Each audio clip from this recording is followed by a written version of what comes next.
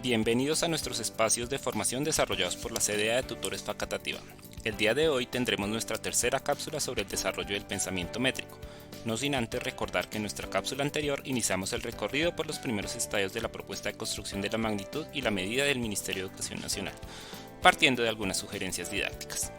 Pues bien, luego de transitar por las habilidades de clasificación, seriación, hasta la captura de lo continuo con lo discreto, continuaremos en esta cápsula con la apreciación del rango de magnitud, la selección del patrón, unidad e instrumentos de medida y finalizaremos con la asignación numérica.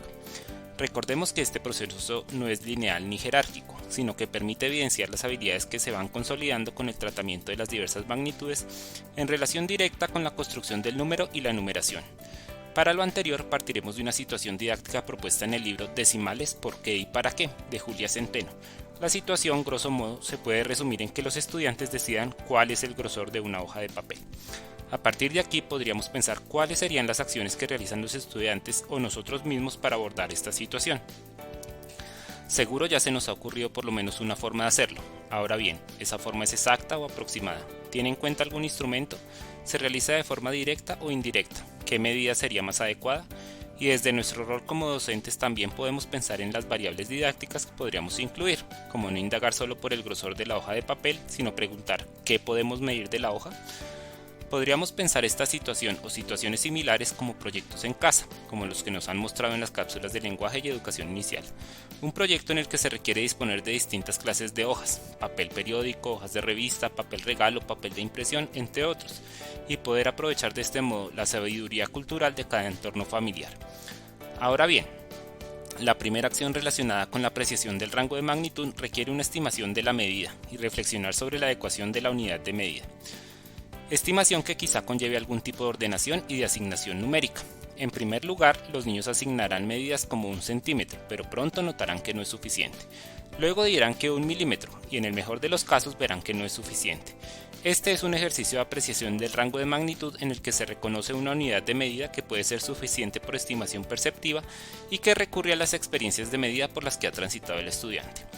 Ahora bien, superada la discusión de la insuficiencia de los milímetros, ingresaremos a la etapa de selección del patrón, el instrumento y la unidad de medida. Los patrones, al ser no estandarizados y antropométricos, en ocasiones, son un elemento que dentro de la situación propuesta podría no aparecer. Pero recordemos que el patrón, a diferencia de la unidad, está atado a la situación, a la forma del objeto mediador y en ocasiones a la persona que mide. En la situación propuesta puede ser mucho más viable la aparición de instrumentos refinados de medición, pues seguramente la insuficiencia de un patrón o de instrumentos de medida como la regla, la cinta métrica y otros asociados directamente a los números naturales conducirá a la búsqueda de estrategias e instrumentos que permitan dar una medida aproximada o real del grosor de la hoja de papel. Medida que permita comunicar a otros sus resultados y llegar a acuerdos sobre, por ejemplo, el orden de varias hojas de papel de distintos tipos respecto a su grosor. Y finalmente, cuando se ha transitado por la selección de patrones, la reflexión sobre el instrumento adecuado para la situación y la unidad adecuada en relación directa con el instrumento y la situación, es posible hablar de la asignación numérica que en nuestro ejemplo particular conlleva una profunda reflexión sobre la insuficiencia de los números naturales y la necesidad de emplear el conjunto numérico al refinar la unidad de medida. Pues bien, hemos finalizado nuestro recorrido por la propuesta adoptada por el Ministerio de Educación en los lineamientos curriculares. En nuestra próxima cápsula abordaremos algunos obstáculos o dificultades que presentan nuestros estudiantes y nosotros mismos en la construcción de la magnitud y por tanto en el desarrollo del pensamiento métrico. Les hago dos invitaciones en este momento. La primera, a darle una nueva revisión a nuestros lineamientos curriculares y algunos de los referentes adoptados por el BEN, pues nos brindan excelentes reflexiones y estrategias para el trabajo en el aula.